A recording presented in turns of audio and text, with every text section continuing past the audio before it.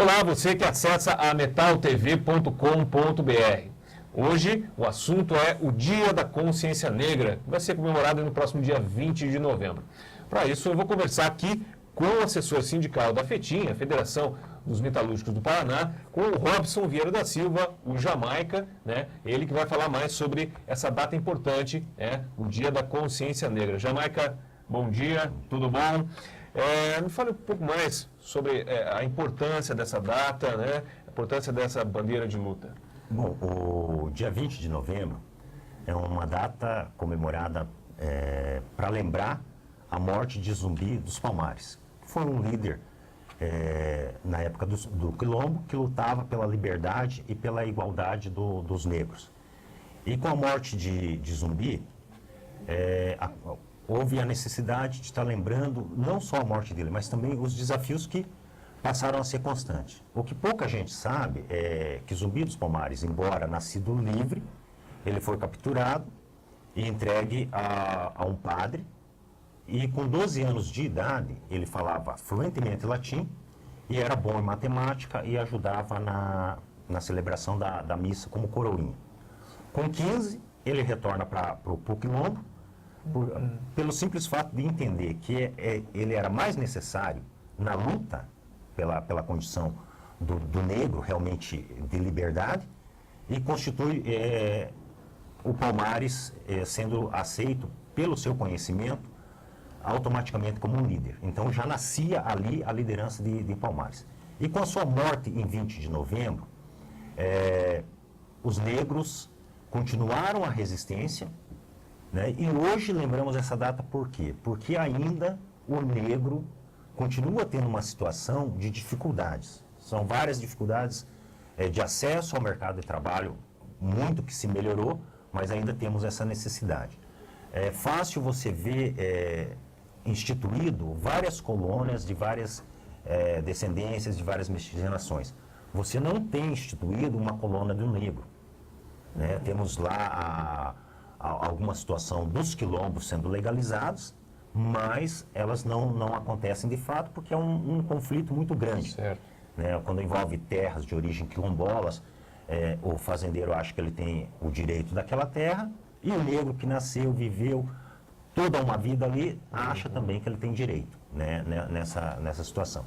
E a consciência negra, o 20 de novembro, é importante para a população negra, porque traz todo esse histórico de luta do passado e conflita com a luta que nós temos no presente. Dizer que está tudo resolvido, que o negro tem a mesma condição, não. Ainda o negro ganha um menor salário, ainda a mulher negra é vista como que só pode ocupar os espaços de serviços de menor salário, não que eles sejam menos importantes, mas com uma remuneração menor. Hoje você vê ainda nas novelas o negro sempre numa condição de trabalhador, de serviçal, sabe? Então essas coisas que fazem com que o movimento afro, o Conselho Paranaense de Religião de Matriz Africana, busque essa celebração da lembrança da morte de Zumbi, da importância que teve e da importância que tem ser feriado, ser lembrado o 20 de novembro. É uma data muito importante. Certo, ou seja, então ainda tem muito chão pela frente. Desde a morte, né, do Zumbi dos Palmares até hoje, ainda tem mais caminho a ser percorrido ainda, né? Não teve uma evolução. Qual a sua análise dessa evolução dessas lutas? Olha, tem se evoluído. Por exemplo, são evoluções pequenas porque elas são muito difíceis, porque você não pode fazer por imposição, você tem que fazer por amadurecimento social, que é o semelhante se vê por igual. Então, o negro tem tanta capacidade quanto o branco de trabalho, quanto o índio, enfim. O que fez a diferença é a condição com que isso se dá, né? Você tem um negro trabalhando num departamento, junto com um branco, por exemplo, e é o que muito acontece. Aquele negro tem sempre a necessidade de estar provando constantemente que ele merece estar ali, que ele tem condições de estar ali. Coisa que muitas vezes não acontece do outro lado. Se você pega hoje, por exemplo, o segmento religioso, Porque quando você fala em consciência negra, automaticamente ela está ligada com a história da África e com a identidade desse povo, que é na sua religião, que é a cultura do povo. E hoje se fala, discute muito a questão da tolerância religiosa, porque é através da religião que o negro expressa sua cultura, a dança, a culinária, o seu folclore, a questão de orixás e tudo. E hoje discute a questão da tolerância religiosa. E eu defendo, enquanto praticante de religião de matriz africana, e enquanto membro do Conselho Paranaense de Religiões de Matriz Africana, que nós estamos fazendo por um caminho errado. Que não é a tolerância que nós queremos, é o respeito. Porque quando você tolera, não necessariamente você respeita. Então é preciso ter um respeito em questão de igualdade. É eu aceitar você com as suas diferenças como um cidadão. E o Brasil é composto dessa diversidade e as questões avançam um pouco melhor aqui do que em outros locais, talvez por conta dessa mistura que nós temos, né? Mas há uma resistência forte ainda em aceitar o negro e dar o seu lugar. Hoje, esse 20 de novembro, agora em 2012, ele tem um cunho muito importante, porque nós temos na maior corte do país um negro presidindo essa corte. Então é um avanço sem tamanho, né? E mostra a resistência que se tem quando você ainda ouve comentários dizendo aonde o país vai parar com um negro presidindo a maior corte do país. Então, você vê que ainda tem resquícios de discriminação, de preconceito racial latentes. Mas isso vai se contornando com esses pequenos avanços, né?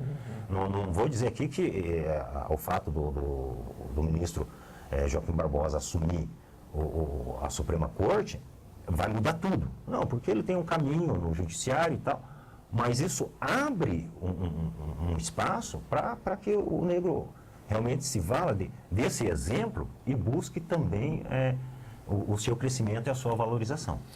Falando do Joaquim Barbosa, ele percorreu até um caminho assim, com dificuldades dobradas em relação, se fosse, né, um branco, ele até veio de uma origem humilde, né? Sim, e teve um caminho difícil até chegar onde ele está hoje, né? Com certeza. Você vê que a história mostra-se assim, né? Ele é filho de pedreiro, a mãe dele é dona de casa e acabava fazendo serviços domésticos também. E ele foi estudar. Mas você imagine naquela época qual era a dificuldade de aceitação que ele tinha. Sim.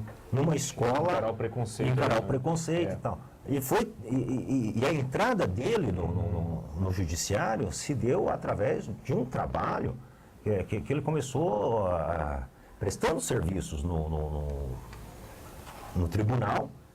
E mesmo assim ele começou a ter acesso a livros, ter acesso a informação e viu que aquilo era importante. Então, quer dizer, o que às vezes você pode tirar dessa lição é que o negro teve, nesse contexto, a oportunidade que precisava.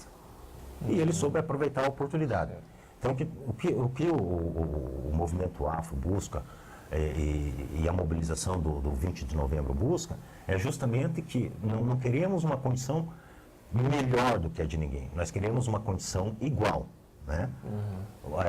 Temos aí, que nós pegamos hoje, por exemplo, a questão do ingresso no ensino superior, você tem uma questão de cota. A cota é importante para reparar um prejuízo lá do passado.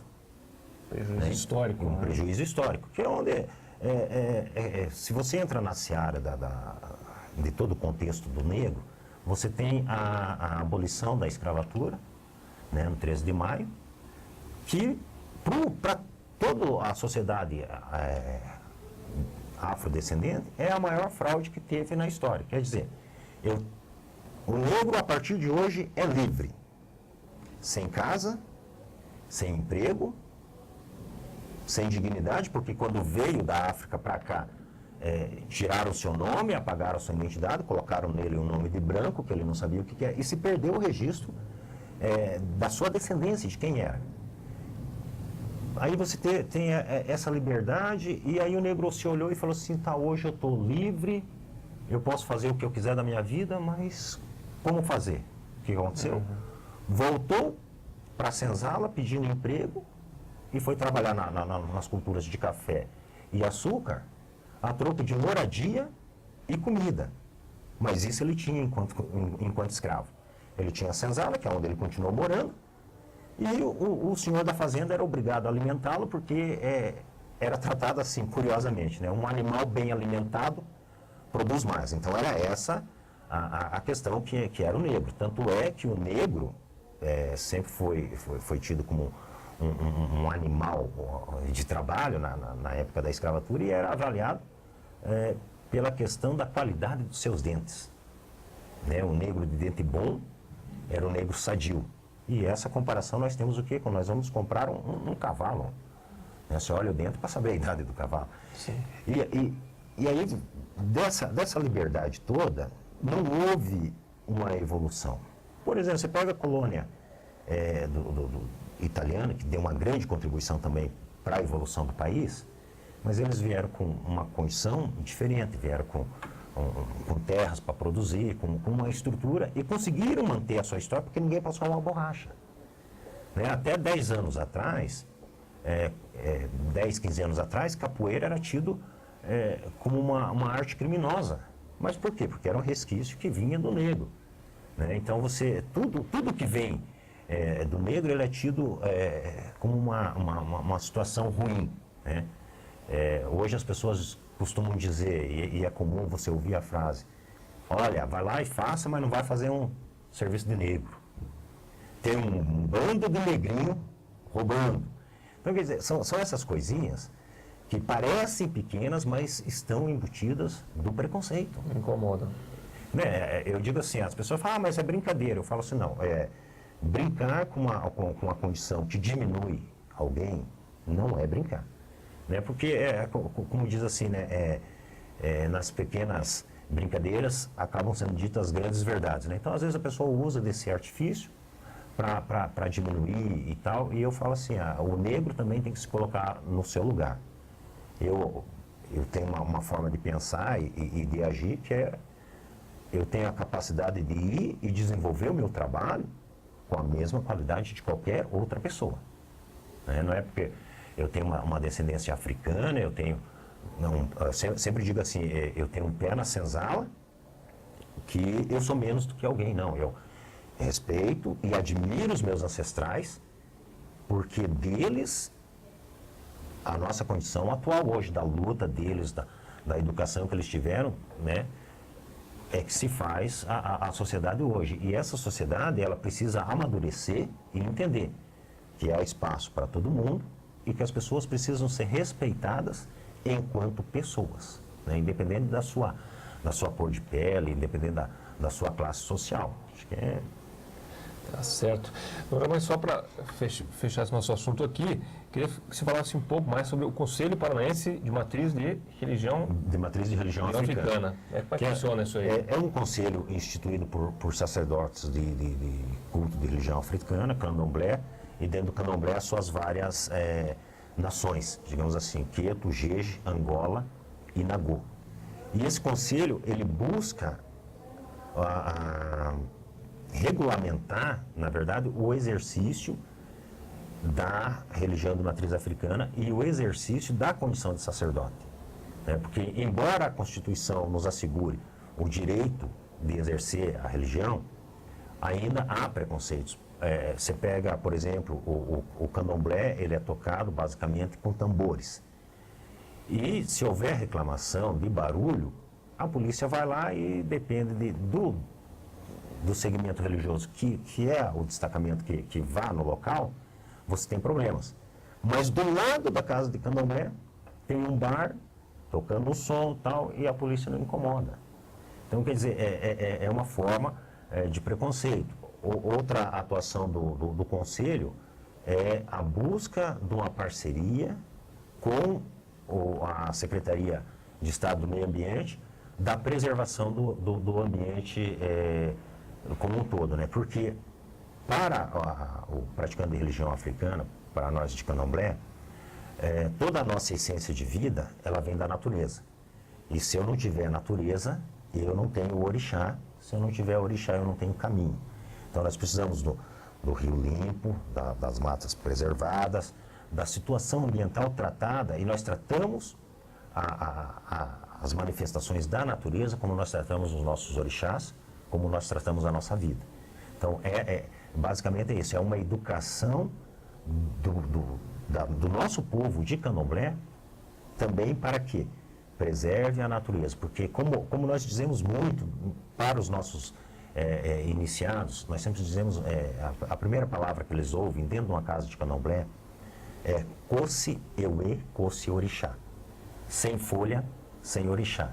Então, quer dizer, se eu não tiver a preservação, eu não vou ter orixá, e daqui a 20, 30 anos, Candomblé vai estar simplesmente nos livros contando o que era Candomblé, porque não vai se ter mais. Se eu não tenho uma forma de fazer, se eu não tenho a condição elementar, a essência da natureza, eu não existo.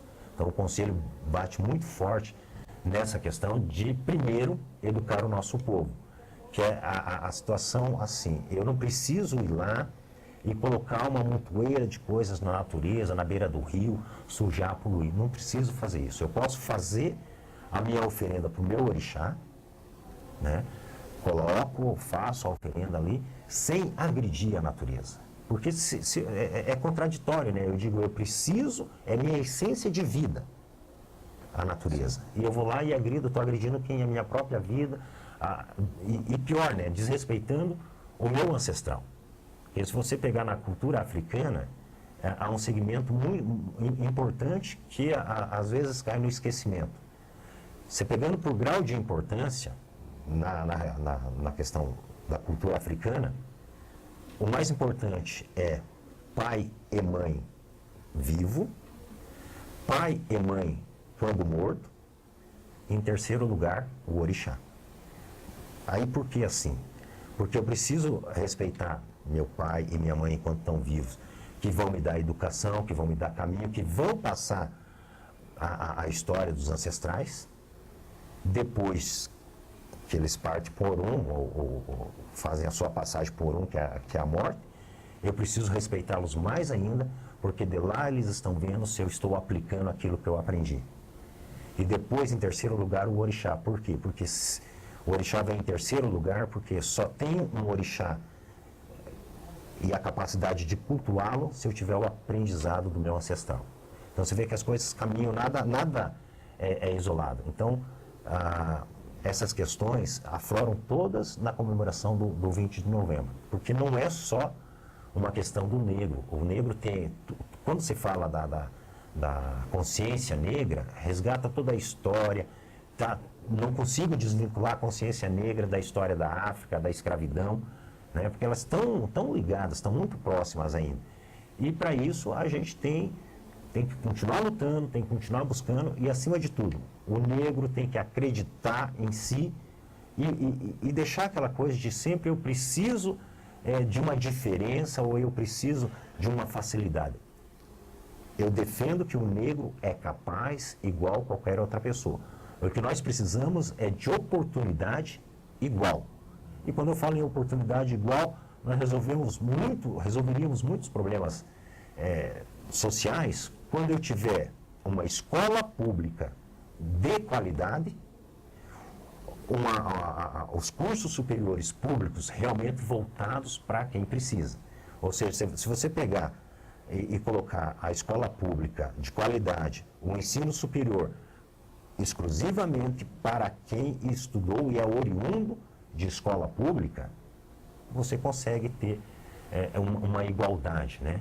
E aí, sim, quando você proporciona a oportunidade, né, aí você tem a necessidade do ser de cada um buscar a sua qualificação e buscar o seu espaço. Então, não é impossível, não digo que tudo está perdido, mas tem muita luta para ser feita, e essa luta, diferente do que fazia Zumbi dos Palmares, essa luta hoje ela tem que ser feita com inteligência, ela tem que ser feita com harmonia, porque eu não consigo me ver inserido numa sociedade através de imposição, através de força. É através da capacidade, através do diálogo social, através realmente do respeito mútuo entre as pessoas. Ok, tá certo. Bom, só vou pedir fazer um cortezinho aqui. Você tem algum site disso aqui que eu posso... Tem. Eu posso te passar depois, eu acho. Mas agora você tem de cabeça? Não, de cabeça não. Telefone, né? Não, de cabeça então, tá. que ele faz. Beleza. Então eu vou fazer o seguinte aqui. Eu vou fazer na edição, quando eu começar as perguntas do Jamaica do Conselho, você me passa, daí coloca um GCzinho com o site, telefone, mais informações, né? Então tá, então só para fechar aqui então a entrevista. Ok, 3, 2, 1. Ok, então, conversei aqui com o Robson Vieira da Silva, o Jamaica, que é assessor sindical da FETIM. Jamaica, muito obrigado pela entrevista, certo? Então, Metal TV de hoje fica por aqui e até a próxima.